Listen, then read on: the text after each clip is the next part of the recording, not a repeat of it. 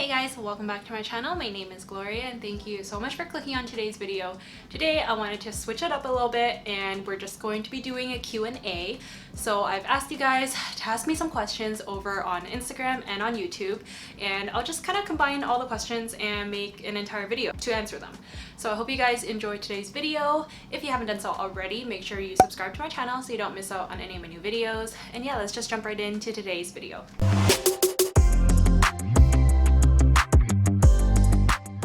Okay, so I'll start off with the ones on Instagram. I just have a few on here that I do want to talk about. I said pretty much you guys can ask me anything in terms of plants or personal questions, just so you guys can get to know me a little bit, because I talk a lot about plants, but you guys don't seem to know much about me as a person. We have a question from Caitlin_13, and she asks what to do when the white wizard you transferred to LECA starts to get yellow leaves and I'm panicking.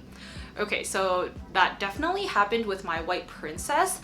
I personally don't have a white wizard, and when I initially transferred my princess to LECA, it threw a huge fit and a lot of the bottom leaves started to yellow and die off. They just don't really like to be transferred to another medium, so it will go into shock a little bit, but it eventually calms down. You just have to make sure that if the roots do end up rotting, you cut those off so that it can grow new roots and it doesn't spread and just contaminate your whole medium. It's good to wait it out and make sure that you check it constantly, take it out of the LECA and see if new roots are growing and if the old roots need to be chopped off. Mine took maybe about like a month for it to calm down, so it took quite some time. Next question is from JL Smith 4689, and he asked, what's your fondest plant related memory? Another nursery on the way, so let's go there too. So probably when I somehow convinced my boyfriend that it would be a great idea to go nursery hopping. So I went from one nursery to another, and like a total of maybe like 5 nurseries, and just kind of admired all the plants and did so much plant shopping in one day. I tend to always somehow convince him, but usually it's like, oh, if we're on the way to somewhere, let's just stop by this nursery. I find it's really fun to just go in person and look at plants, whether it's common plants, rare plants, whatever the case may be, just like surrounding myself with plants. I don't particularly like online plant shopping as much because I find it's too hectic with restocks and like new plant drops and like launches and stuff like that, and it really stresses me out, only because you have to be really quick with checking out your order so that your plant is in your cart and you end up buying it. But if you're too slow, someone else can literally snatch it out of your cart, which that doesn't really happen when you just go in person to nurseries. You don't find that like anxiety aspect of it. So that's my fondest plant memory. I got to A, spend time with my boyfriend, B, do something that I really enjoy. Maybe he was a little bit bored, but I really enjoyed it. Next question on the list is from IHPAA Martinez. The question is, any future plans for the channel? I don't really have like a set direction on where I want to take this. As you know, my channel grows and there's more subscribers, more viewers, more of you guys watching me. I do want to make sure I make content that you guys will enjoy, so that's why I figured doing a Q&A really helps at least the people who did want to ask questions and I can give a thorough answer to. I do want to maybe dabble into like lifestyle. I haven't yet, like maybe doing a vlog. Would you guys be interested in a vlog? If you guys would, comment it down below if you want to see a little bit more of my life, kind of surrounding plant care, kind of surrounding other things like other hobbies or like other things I do with my daily life. If you guys do find that somewhat interesting, I would love to know. I might take in that direction, or I might just keep it to like listing out plants and talking about plants. But yeah, just let me know. Okay, next question is by Stella PCL. She asked, how do you balance work and YouTube? I love your videos and see you post regularly. Thank you so much, Stella. I really think that I have a lot to handle in my life, so I do try to juggle a bunch of things. So normally I do, first of all, my work, which is a pharmacist. So I'm a part-time pharmacist, so I work in a pharmacy and do pharmacist things. So I essentially sell drugs. And number 2, I also do my YouTube and I sell cakes on the side. So I do custom cakes. Currently I'm taking a little bit of a break, but normally I try to juggle all 3 at the same time so that I can kind of allow for my creative abilities to flourish, if that's the right phrase, and just kind of tap into my creative side and do YouTube and do cakes, but also kind of keep income coming in with my pharmacy day job. So how I balance that is I essentially don't really have much time for a social life, so I don't really go out with people. I am pretty much an introvert, so I don't really mind not going out so much. But I mean, it would be nice to have like a day off every now and then, so I do make sure I make time for myself to do that. Otherwise I probably would go crazy and like bounce off the walls, which nobody needs that in their life. I pretty much just try to ensure every like few weeks I do have like an entire day to just do exactly what I want and not think about work. So True Drew asked, what's your favorite travel destination? I don't know if this means my previous travel destination or where I want to go in the future, because I think I will really like that place. A place that I've been before, and that was Thailand. So Thailand and Singapore, I went to those two places together, and I found that to be my most rewarding and most fun trip that I've ever been on. I went there with my boyfriend. We went to 3 different places in Thailand, and the place I liked the most was Chiang Mai, and there I got to play with elephants and really kind of enjoy more of like the countryside versus just all the like city central where you do like all the shopping and stuff. I would love to go again. It's definitely a place that I wouldn't mind going, and I don't only want to go once, if you know what I mean. Okay, next question is from Yandy Roke. This person asks, what is the best part of being a plant collector in your opinion? The best part about being a plant collector is literally watching your plants grow. It's so like magical how if a plant is literally on its deathbed and like declining, and then next second you know it, it's rehabbed and it's growing new leaves. It feels so rewarding to see that. But even if a plant isn't sick and unhealthy and it's just growing for you, it feels so great, and I think that is probably the happiest moments of being a plant parent and just the most rewarding, essentially. Okay, Teresa Sanders asked, what is your top best plant purchase and which do you regret the most? My best plant purchase is probably my philodendron gigas. So my gigas is probably one of my favorite plants because it grows such large velvety leaves. The leaves are the softest you'll ever touch in your life. It's softer than a melanochrysum, it's softer than an El Choco Red, it's softer than a gloriosum. It's just the softest leaf ever. I think that one is my best plant purchase, even if it is a little bit expensive. And my worst one is probably my Anthurium magnificum seedling, because first of all, when I bought it, I thought it would be rooted very well. And for the price I paid, I thought it would at least be acclimated, as opposed to getting a plant that looked like it was just recently imported, which I don't think is right if you're a plant seller and you sell plants that are not properly acclimated to the environment that you're going to be growing it in, which is Canada here. I regret that one, not because I don't like the plant, but because I didn't expect that situation to happen. Part of this same question is, what do you do and what did you study and what do you do for a living when you're not doing YouTube? So I kind of touched on this a little bit previously, which is that I am a pharmacist. So I studied pharmacy school, which actually I had to do 2 years of undergrad prior to getting into pharmacy school. So I did 2 years at Waterloo, and then I did my 4-year pharmacy program at the University of Toronto. And I've been a pharmacist for quite some time now, so you know, you see the in and outs of like your daily pharmacy workflow, and it's just not that exciting, which is why I do a whole bunch of other things on the side so that I can kind of be more fulfilled with my life. And I don't know if you guys feel the same way about, you know, going to school and doing something that you don't particularly love, but that's me. I just don't really love pharmacy, and that's why I like to go on YouTube and hang out with you guys. And last part of this question is, which plant is most overrated to you? Probably the Monstera alboborsigiana, because the price tag is just way too high for the plant that you're gonna get.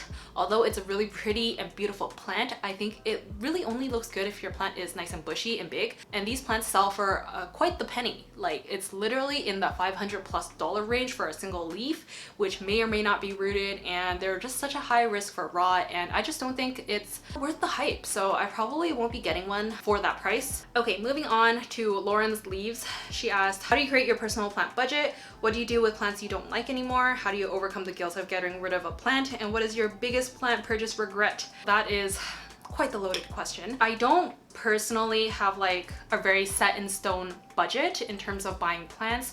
I do try to keep things under, for sure under $200, because I don't think you should be spending more than $200 on a plant. That just seems like completely outrageous. And unless you have that much disposable income where, you know, you could just throw like $400 for a potentially shitty plant, like that's on you.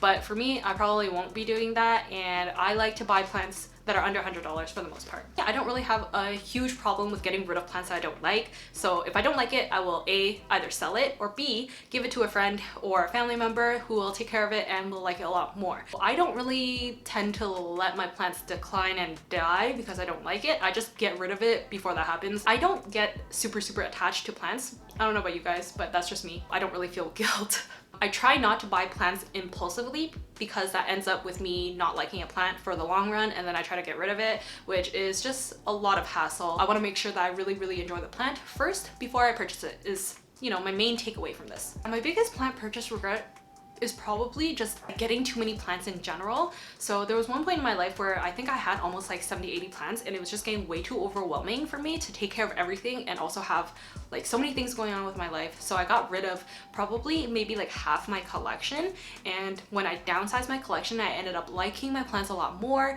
and I didn't feel like I was obligated to just buy every plant out there whenever it was a new release or everyone else had it. I just wanted to fit in, sort of thing. Like, I don't let that happen anymore. So I would say in general that would be my regret, which is just getting too many plants that I didn't end up wanting to care for, and it was just too much work. Moving on, the next question is from Danica Brown, and her question is, have you ever imported plants to Canada? Can you talk about, and are you familiar with the process?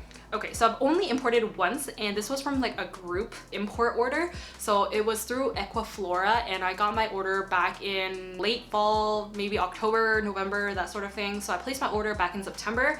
So I would say by the time you place your order and when it arrives, it's usually like more than 1 month. I ordered this through a Facebook group, and they gave all the information about who to contact and the price list, and you just fill out a form and then you make your payment through e-transfer to this one guy who organizes all the orders. That is just all I've ever been exposed to. So I don't really know about other orders. I've never really contacted private sellers from out of country to kind of make an order, but this is the only way I've ever imported. And Equiflora is based out of Ecuador, so all the plants came from Ecuador, and I only ordered maybe like 3-4 plants or something like that, and they were all aeroids. There is definitely a risk to importing because plants can die.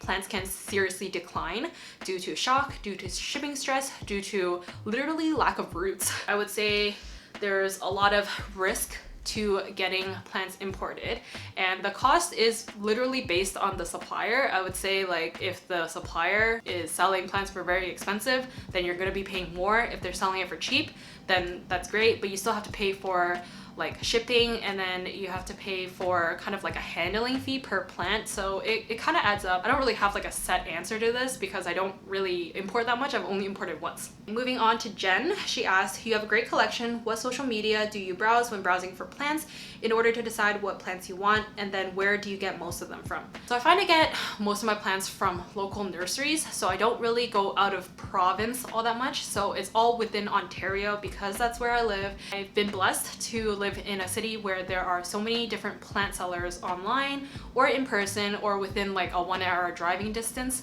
So I mainly just purchase from them. In terms of getting like inspiration on what to buy, I just kind of keep up to date with like local sellers and see when they post. If they post something that really catches my eye, then I'll buy it, but I don't really go out of my way to search for new plants to get. Los Angeles Laura asked, is being a plant mom a coping mechanism for you, or am I completely alone in this feeling? I really love my plants and I find a lot of peace in tending to them. I don't really think it's a coping mechanism for me. I know a lot of people got into plants during COVID because they were bored, they were home a lot, and that was more of a reason as opposed to coping, because I find like my life is somewhat okay. They don't necessarily calm me down or give me peace, but they give me happiness. I'm really happy when I see plants growing really well and doing well in my care, so that's a plus for me. But if a plant starts declining, I would say that's more stressful and that doesn't give me peace. I'm probably not on the same boat as you, but I can see where you're coming from because a lot of people are definitely on that boat.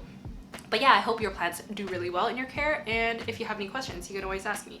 Selena Lazaro, and she asked, if you use Grow, Micro, and Bloom hydroponic system, do you still need to fertilize your plants? For sure, that already does it. It's literally a very comprehensive nutrient solution, which is what I use. So it's 3 separate bottles, and then you just mix it in your water and you water your plants. So for me, because I use it in LECA, it's really great because it provides the water reservoir. But if you just water your plants that are in soil, it's totally fine as well. You don't have to further fertilize it. Next up is Claire Holly. What's the most you've ever paid for a plant? And the most I've ever paid was total $180, and that was for my Anthurium magnificum hybrid. So it was a very big plant. It was rooted really well in LECA, and I honestly don't think I overpaid for this plant. I think it was justified that it was 180 because it was acclimated, it was a big plant, and it was a healthy plant with new growth. It was really expensive, and I do get really scared if it starts declining because I paid so much for it. Next is from Rebecca V, and she asks, when you get a new plant, where do you get reliable information on how to take care of it? I find a lot of the times for plant care, I do a lot of trial and error. And for the most part with LECA, it's a lot easier to care for your plants because they all require very similar care. If you give plants very good humidity, good airflow, you don't overwater your plants, and you kind of do pest prevention measures, you can't really go wrong with taking care of your plant. So I don't think I really customize my plant care to each individual plant. I do kind of group them in like if it will need more water, if it will need less water. But for the most part, I don't think I really try to get plants that are really finicky because that would just stress me out if they start to decline. But if you were to just Google it and just check on YouTube for advice, I think that would be really helpful if you're kind of more a beginner plant parent and you don't really know how to take care of certain plants. You could always just search it. This is the last question, and it's from the Invisible Gaijin. What is your plant survival rate? Like, how many have survived out of all the plants you bought so far? That is a good question. So I would say most of my plants do survive. Dead, and that is my Macotes Sanderiana. So that was a jewel orchid, and I rotted that one to death. Also rotted a piece of my Thai constellation, so the other, propagation part is dead. My survival rate is like 90+%, but I mean, there's probably a few that I forget here and there. Oh, my Hoya Carnosa Crimson Princess seems to be like almost dying. And there was my Anthurium clarinarium, which died from thrips. There's been a few here and there, but I don't think I generally kill plants. Okay, so that was a really long video. I did not expect it to be 25 minutes, so I'm really gonna have to cut this down. I hope you guys learned something about me today and found today's video helpful one way or another. If you did, make sure you give this video a thumbs up. If you have more questions, leave it down in the comments below. I would love to answer them and share more with you guys. And maybe if you guys like this type of video, I'll do more in the future. So thank you so much for watching. I'll see you guys in my next video. Bye.